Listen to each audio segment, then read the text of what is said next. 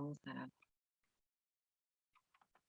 Les puse la presentación de los elementos estructurales del relato, que es esto que ya hablamos y empezamos a ver aplicado en Orwell, que es el tema del narrador y la focalización, ¿sí? Que también vimos un poco en Campobello.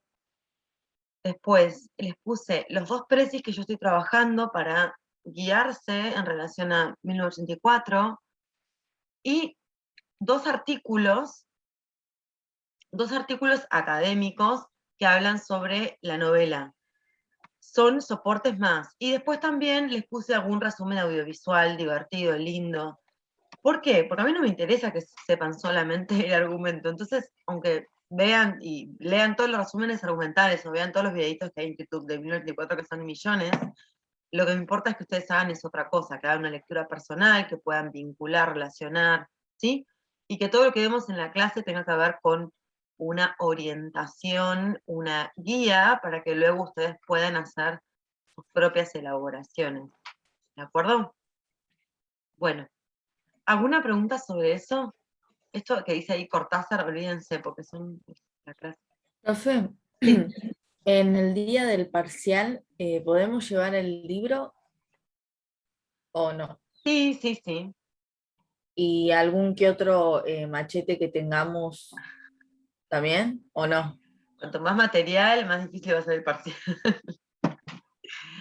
Eh, la idea es que ustedes puedan, digamos, pensar, ¿no? Entonces, digamos, no me interesa que tengan todos los precios, o sea, eso sería, bueno, el precio no se puede imprimir, así que eh, ni siquiera les diré, no siquiera se puede, ni siquiera van a, les va a servir mucho tener el libro, en realidad,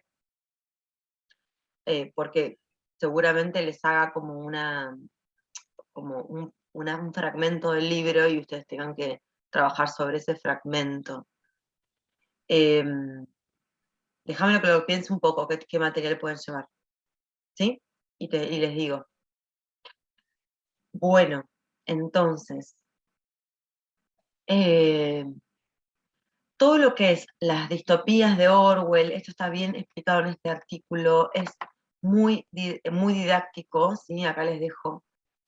Eh, Hay mucho material en inglés, yo no sabía cuánto ponerles en inglés, pero bueno, es un idioma que ustedes tienen que saber como universitarios, mínimamente al menos para leer. Les puse acá uno, es algo muy sencillo, que es una mirada personal, y van a encontrar mucho sobre la actualidad de esto, y muchos desde perspectivas conservadoras, ¿no? ¿Por qué? Porque, claro, el texto da para una crítica desde el conservadurismo, ¿de acuerdo? O sea, desde posturas más tradicionales, más afianzada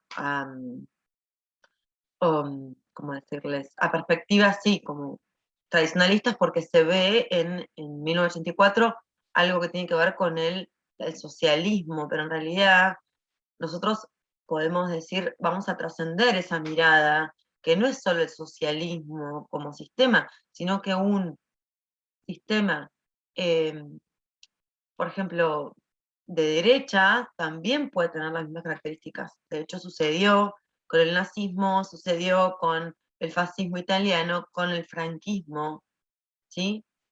Entonces, les digo esto porque van a encontrar muchas perspectivas que son como conservadoras, ¿no? Como vinculadas a determinados partidos políticos o determinados grupos sociales, ideológicos, pero en realidad vamos a ir más allá de eso, ¿sí? Bueno, díganme si se ve el Prezi, el que estoy proyectando ahora o no. Sí, ¿Sí sí. se ve? Lo tengo acá, Sí, se ve.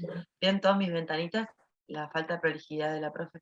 Bueno, eh, bien, vamos a ver entonces, como guía, tenemos esta, ay, me volví como en un robot. Bueno, vamos a avanzar un poquito. Habíamos quedado, esperen, en la biografía, saben que lo pueden encontrar en cualquier lugar. Sí, estábamos con esto, ¿no? Con la sociedad. ¿Se acuerdan que hablábamos de esto la vez pasada? Momento. la sociedad, que era esta sociedad piramidal, donde la base de la pirámide era como, las pirámides nutricionales, ¿vieron? La base son los carbohidratos. Bueno, la base es la población del proletariado, que estaba bastante entretenido, intentando sobrevivir, pero eran los que menos control tenían y a la vez más, ¿cómo decir?, más supuesta libertad tenían, pero a la vez estaban más esclavos. ¿Por qué? Porque eran los obreros los que construían las balas, el armamento, entonces vivían en lugares como muy pobres, accedían a muy pocas cosas, pero mantenían sí eran parte de las marchas y de la Semana del Odio, por ejemplo, ¿no? O sea, de todo lo que era la expresión popular de poder. Se les entretenía con la lotería, que era como lo único que les interesaba, con un gin muy malo, con un licor muy malo, ¿sí? Y con eso estaban bien. Y decíamos lo último que dijimos la clase pasada, tenía que ver con esto, ¿no? Con por qué le interesaba a la estrategia de gobierno que el proletariado fuera eh, la franja del proletariado sea tan amplia, porque se podía controlar mejor, ¿no? Entonces, cuanto más el poder estaba concentrado en unos pocos, era más fácil controlar. Y esto se ve en la novela de muchas maneras. Después vimos los lemas del partido, que esto me parece súper interesante. 1984 es una novela del lenguaje también. Y esto es muy importante, porque el lenguaje es un tema, o sea, es un tema. Podríamos decir que hay una cuestión metalingüística en la novela. Hay una cuestión metalingüística. ¿Qué significa metalingüístico, o metaliterario, o metaficcional? No sé si alguna vez escucharon estas palabras compuestas por meta. Es el estudio del lenguaje, Claro, metalingüístico. exacto. Es cuando se hace una referencia a la teorización de lo que se está diciendo, o sea, del tema. Por ejemplo, en Pindarello, no sé si conocen la obra Seis personajes en busca de un autor, que son personajes que buscan a su autor, o cuando Unamuno en Niebla, les tiro ejemplos que se me ocurren ahora, pero no sé, algún ejemplo que ustedes, ahora se me ocurrió, que ustedes puedan como entender rápidamente por referencias culturales comunes, pero ¿vieron esas novelas donde el personaje y el autor, ¿no? El autor es un personaje y el personaje y el autor se conocen, pero no como una novela autobiográfica en primera persona, sino que se habla de lo que se está haciendo, ¿no? Se habla de esto es una novela, ¿no? Esto es una novela y no sabemos cómo va a terminar. Bueno, pasa mucho en algunas series también, ¿no? A ver, es cuando se está hablando, se está haciendo teoría, o se está analizando el concepto, por ejemplo, la literatura, la lingüística, o sea, es todo lo que habla sobre ese tema. Y esta novela tiene mucho de lo que es una reflexión sobre el lenguaje, ¿sí? Hay mucha reflexión sobre el lenguaje, en sí mismo.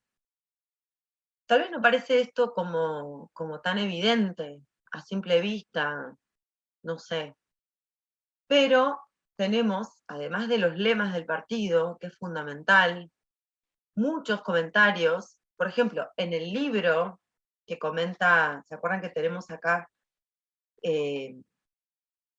partes del libro que lee? Ahí lo estoy pensando, a ver, estoy buscándolo. El de El Goldstein. de Goldstein, ¿sí? Bien.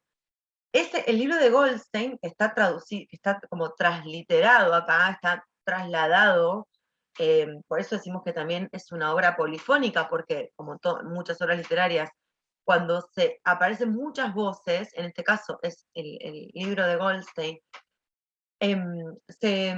aparece también reflexiones sobre, por ejemplo, los lemas, ¿sí? Y reflexiones sobre la neolengua.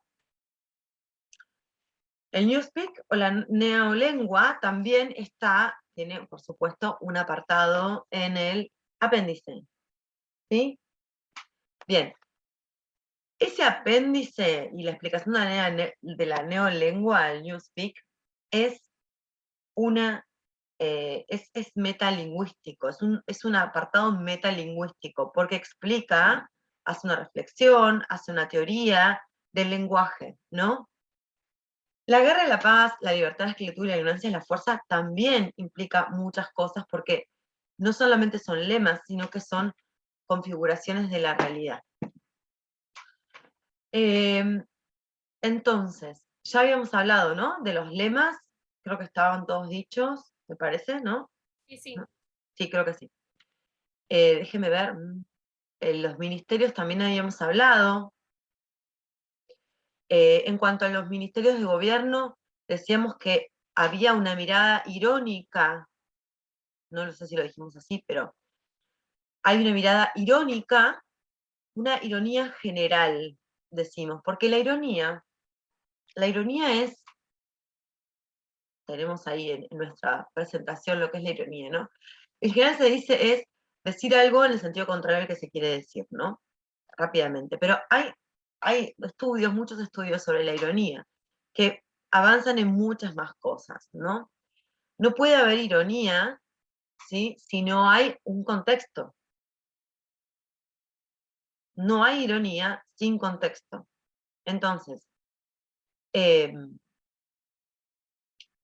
alguien que no entiende, vieron que en Twitter pasa mucho que la gente quiere ser irónica o es irónica y no se entiende a veces, o pasa que alguien es irónico y tiene que decir guiño, guiño o algo así para que se entienda, porque lo que falta a veces para entender ironías es el contexto. Si yo hago una ironía ahora con ustedes de temas que tienen que son chistes internos o no sé, entre mis amigas ustedes van a decir no entiendo nada, porque no tenés el contexto. Siempre una ironía es contextual. Y a veces, en el caso de los nombres de los ministerios, es bastante evidente, ¿no? Porque la ironía se genera en el nombre y lo que sucede ahí adentro y lo explica el narrador, ¿verdad? Entonces, podemos decir que en esta cuestión, en varios momentos de la novela, y en este tema, por ejemplo, de los nombres de los ministerios, hay una ironía estructural, ¿sí? También lo hay, de alguna manera, en los lemas. Perdón. En los lemas también hay una suerte de ironía, o paradoja, podríamos decir más que ironía, paradoja, ¿no? Hay unas, porque son como ideas contrapuestas, ¿no? La guerra es la paz, la libertad es la esclavitud, la ignorancia es la fuerza. Son ideas contrapuestas que funcionan en un nivel de paradoja hacia adentro del discurso del partido.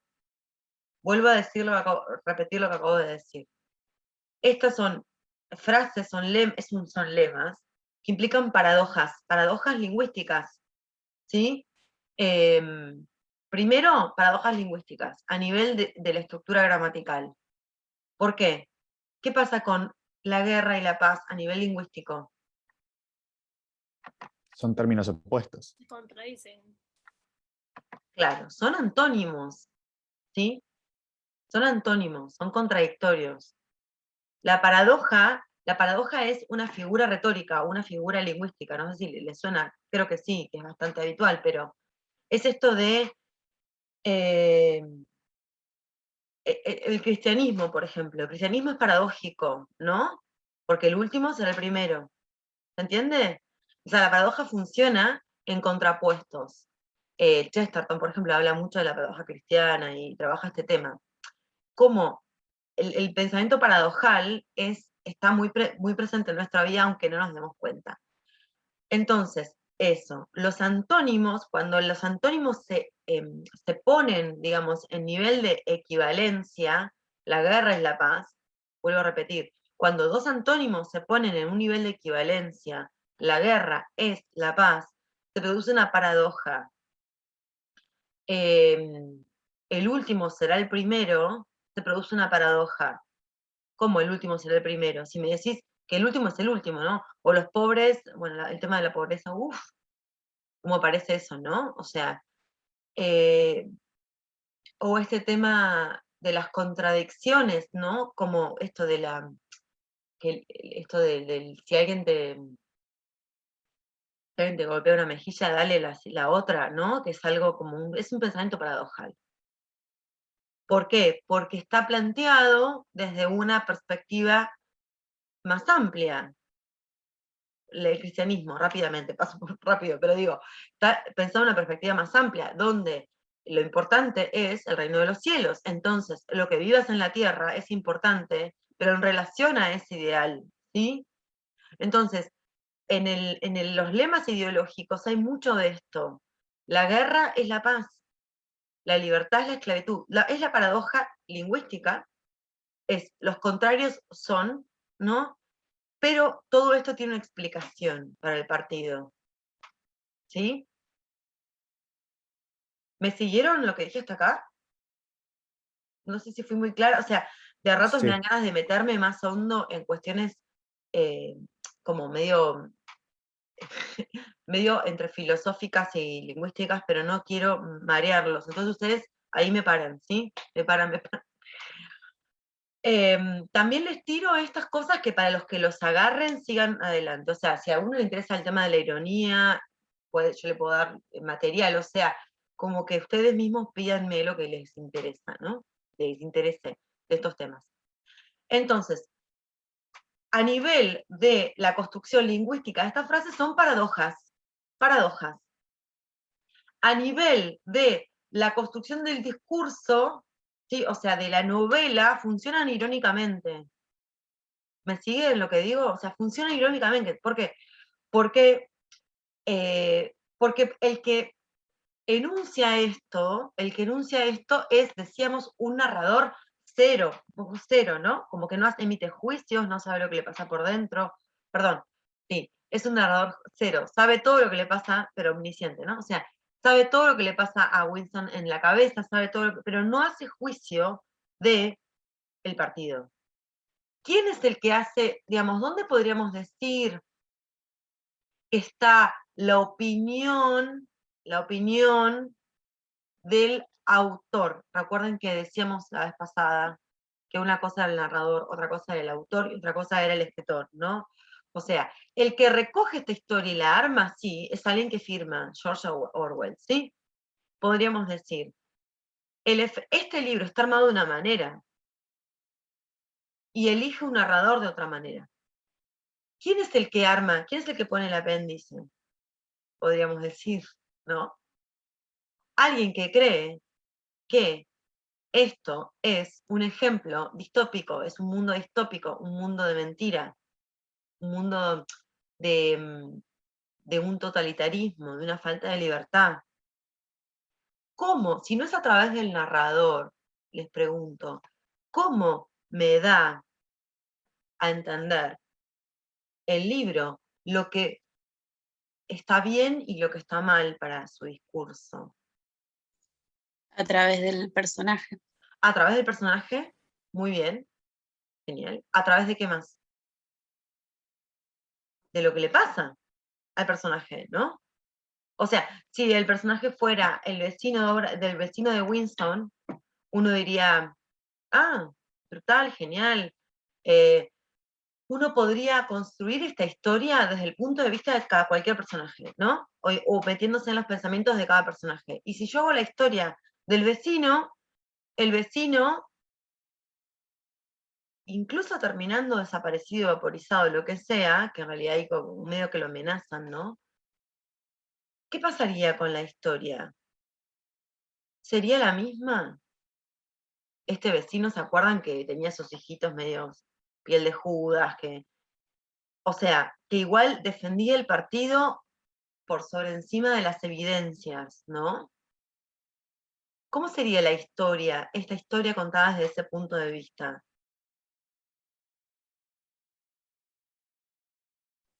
Le faltaría algo, no tendría quizás la misma intensidad que al verlo desde Winston. No, porque ese nunca se reveló. Porque seguramente le encontraría una justificación a todo. Una justificación a todo. Bueno, el Estado me cuida, yo algo habré hecho mal. ¿Vieron un momento que es tremendo, la última parte, cuando cuando él empieza a hablar o sea, genera culpa todo esto también, genera culpa, entonces genera, ay, yo algo habré hecho mal, porque el partido nunca me va a maltratar porque sí, nunca me va a mentir, ¿no? Eso, que es una mentalidad como súper infantil en el sentido no peyorativo, sino que es en un sentido real, ¿no? Porque el infante tiene que confiar en las autoridades, tiene que confiar, si no, no puede subsistir, digamos. Entonces, esa misma imagen o esa misma sensación aparece en estos vecinos, que si tuviéramos la historia contada desde el punto de vista de ese vecino, como que está adormilado, ¿no? Como que no despertó, como que no vio más, sino que justifica todo lo que está pasando y confía en ese estado que lo cuida. Entonces, tendríamos otra historia. Tendríamos otra historia. Y eso que la historia es muy triste, porque uno dice, ay, pero qué bajón, o sea, terminan, los que estaban enamorados ya no están enamorados, parecen como zombies. Bueno, podría haber terminado de otra manera también, ¿no? La historia. Él eligió esta mirada así porque es una distopía, entonces elige la mirada tremenda, ¿no? Podría haber terminado de otra manera, pero podría haberse contado de otra manera, y la historia, el armado de la historia, hubiera sido otro. Ahí está esa figura de autor que yo les quiero siempre distinguir. No es solo el narrador, es el autor también. ¿Por qué? Porque ese autor es el que aparentemente pone el apéndice. Esto se ve mucho, no sé si lo vieron alguna vez, en Borges, ¿no? Que Borges tiene un nivel en la narración y de repente en el pie de página aparece la voz de él, ¿no? O aparece una construcción de un Borges, bueno, hay miles de Borges, pero digo, él juega mucho con los pies de página. El pie de página es como que aparece otro nivel, ¿sí? O hay muchas historias así, cuando es una novela, pero en realidad la estrategia es decir que es una novela encontrada en el cajón de una casa abandonada, entonces el que escribe la novela es un compilador y habla y pone su opinión a pie de página. Hay, bueno, millones de ejemplos se me ocurren, pero no sé cuáles ustedes podrán tener más frescos. Pero muchas veces en los apéndices, el apéndice es donde también aparece una instancia distinta al narrador, ¿me siguen? Porque es una información que se adhiere, pero en esa construcción me está dando, ya sea en ese apéndice, como en la voz de Winston o en el pensamiento de Winston, como en la introducción del libro de Goldstein, que explica todo lo que pasa en este mundo, me están dando las indicaciones, ahí va Alejandra, de que hay una opinión sobre este mundo, ¿sí? Hay una opinión, hay una mirada, hay una idea rectora en este mundo, en esta historia que está armada de esa manera. Sí, Alejandra. No, quería saber dónde está el apéndice, porque Al final, o sea, en el archivo que vos subiste no está, ¿o sí? ¿no está? Y igual yo me compré el libro y tampoco lo tengo. Estaría al final, ¿no? ¿Tenés esta edición? No.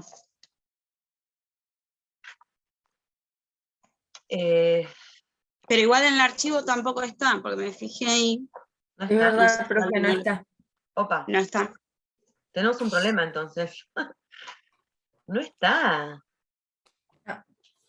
A ver, de la traducción, qué ¿Es raro, porque cortito? esta edición, yo les cuento, yo me confío mucho en el trabajo que hace o sea, yo busqué esta versión online, pero pensé que estaba entera. Bueno, el apéndice tiene unas cuantas páginas. En esta versión también hay un epílogo que es muy interesante. ¿Lo tienen o no tampoco? Cuando cuenta la historia de Orwell, es el...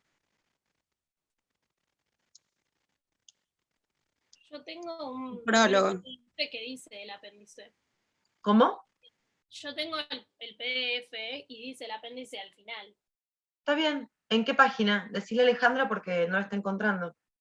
La No lo página vi. 113 Ah, ok. del Bueno, PDF. Bien. dale. Es que Gracias. pasa que el apéndice es parte de la historia, por eso me parece rarísimo que no esté el apéndice. O sea, puede faltar la biografía, puede faltar el epílogo de esta versión. A mí esta versión de Bolsillo, ¿por qué me gusta? es la traducción de Miguel Temprano García, es de las mejores traducciones. Esta también aparece en versiones más caras, o sea, cuando vayan a comprar una novela traducida, fíjense quién es el traductor, porque hoy por hoy están vendiendo los mismos libros en ediciones distintas, y es lo mismo, es la misma traducción. Y es importante que vean quién es el traductor, sobre todo cuando estamos hablando de un texto como este, digamos, en otro idioma, pero como este, sobre todo, que además tiene todo ese trabajo de la neolengua, que es, bueno, la traducción de la neolengua al castellano fue todo un tema. De hecho, hay una tesis doctoral de un traductor que estudió cómo fue la traducción de la neolengua al castellano. O sea, estamos hablando de ese nivel, ¿no? Bien, entonces, ¿alguien más tiene a mano el apéndice? Bueno, la neolengua, vamos a hablar de eso, pero esperen que, no sé si quería hablar de eso exactamente ahora, pero no, ya sé lo que quería decir. Antes de hablar de la neolengua. Quiero decir que hay una especie de, ¿cómo decirles? Esto, el autor aparece acá, en esta obra, porque a veces no aparece tanto. A veces aparece el narrador y nosotros tipo, nos quedamos tranquilos y contentos. Pero hay una inteligencia que ordena las historias de una manera. Esa inteligencia es lo que llamamos el autor. Hay una inteligencia que incluye prólogos, que incluye todo lo que se llama paratexto, o sea, todo lo que está alrededor del texto, que en Borges se ve, es como muy claro, ¿no? Porque juega mucho con eso, y en Orwell aparece acá, en este apéndice, que son los principios de la neolengua. Al aparecer eso como apéndice, es muy interesante porque ya me está hablando de una mirada metalingüística. Esto del apéndice es un estudio de, digamos, los mecanismos de esta neolengua. Entonces es como un tratado de lingüística de este mundo, ¿no? Habla del diccionario del diccionario de la nueva lengua, que era una de las tareas que hacían ciertos individuos del SOSIN. SOSIN es el partido. Bueno, vamos a volver sobre eso en un rato. ¿Qué más tenemos por acá? A ver. Bueno. Ah, yo les había dicho que pensaran un criminal para hoy. Bien. Que pensaran un criminal. Bien. ¿Qué pasa con los criminales? Como decíamos, había que incorporarse a este mundo, un mundo que tenía muchos mecanismos de control. Los mecanismos de control de cualquier gobierno totalitario, ya sea de derecha, izquierda o democrático, pero que utilice mecanismos de control que igual existen, ¿no? Los hay. O sea, uno podría, voy a decirles un criminal mío, les digo así, es un poco un juego que hago, uno podría decir que, qué sé yo, la FIP es un mecanismo de control, ¿no? O sea, uno está aceptando que está en un estado y que si uno quiere tener luz en la calle, escuela pública, universidad pública y lo que sea, y un montón de cosas, tiene que pagar los impuestos, ¿no?